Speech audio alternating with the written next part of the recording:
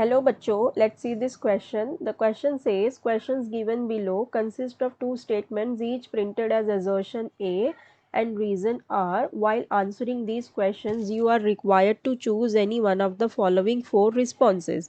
And these are the four responses. Assertion says chlorine gas disproportionates in hot and concentrated NaOH solution, and the reason says NaCl and NaOCl are formed in the above reaction.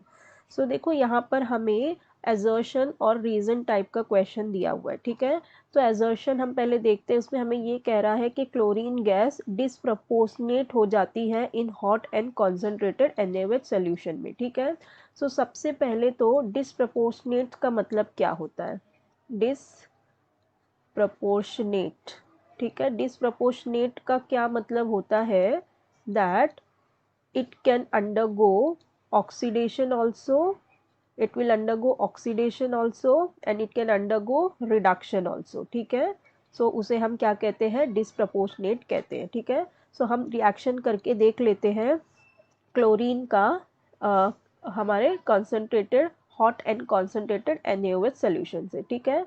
सो हम लेंगे chlorine plus NaOH and this NaOH will be hot and concentrated, ठीक है। Hot and concentrated NaOH लिया हमने।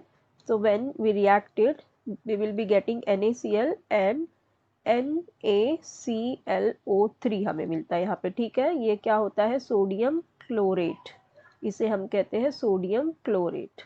Sodium chlorate and we get water also. Just balance the equation, ठीक है। तो इस तरह से ये रिएक्शन होता है। अब हमें देखना है कि रिएक्शन हमारा डिसप्रपोर्शनेट है या नहीं, मतलब क्लोरीन ऑक्सीडेशन और रिडक्शन दोनों शो कर रहा है या नहीं। अब देखो यहाँ क्लोरीन अपने एलिमेंटल फॉर्म में है तो यहाँ इसकी ऑक्सीडेशन स्टेट हो जाएगी 0। अब यहाँ NaCl में अगर हम क्लोरीन की ऑक्सीडेशन स्टेट निकालेंगे तो देखो क्या हो जाएगी? Na क्या होता है? +1, तो क्लोरीन की कितनी आ जाएगी? -1, ठीक है। फिर देखो यहाँ पर भी क्लोरीन है तो यहाँ अगर हम क्लोरीन की निकालेंगे तो कितनी आ जाएगी? ये हो जाएगा हमारा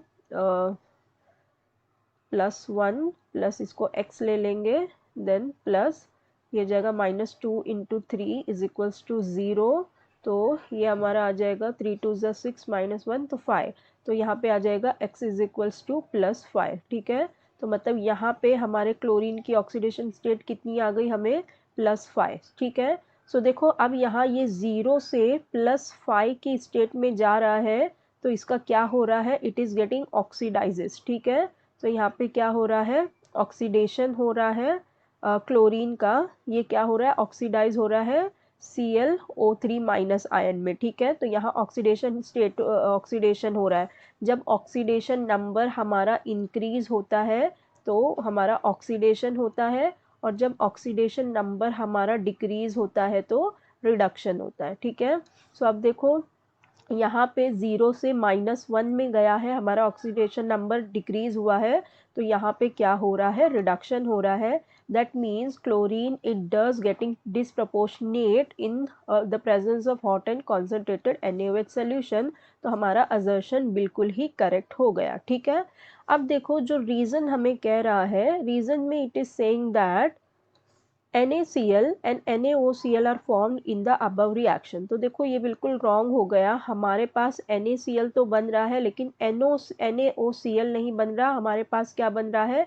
NaClO3 बन रहा है, सोडियम क्लोरेट बन रहा है, सोडियम हाइपोक्लोराइड नहीं बन रहा है, ठीक है। तो हमारा जो ये रीज़न दिया हुआ है ये बिल्कुल करेक्ट हो जाएगा। सोडियम हाइपोक्लोराइड और सोडियम क्लोराइड कब बनता है? जब हम कोल्ड और डाइल्यूट NaOH लेते हैं, ठीक है। अगर हम क्लोरीन का रिएक्शन कोल्ड और डाइल्यूट NaOH से कराते हैं तब हमें मिलता है NaCl एंड NaOCl मिलता है, ठीक है, और मिलता है वाटर। कब? लेकिन जब कोल्ड एंड डाइल्यूट में। लेकिन हमको करना किससे था? हॉट एंड कॉन्सेंट्रेटेड से। तो हमारा जो रीज़न है ये गलत हो जाएगा। तो हमारा करेक्ट ऑप्शन क्या हो जाएगा? Option C, that A is true but R is false, ठीक है। सो हमारा करेक्ट ऑप्शन हो जाएगा option C. I hope you understood it well. Best of luck. Thank you.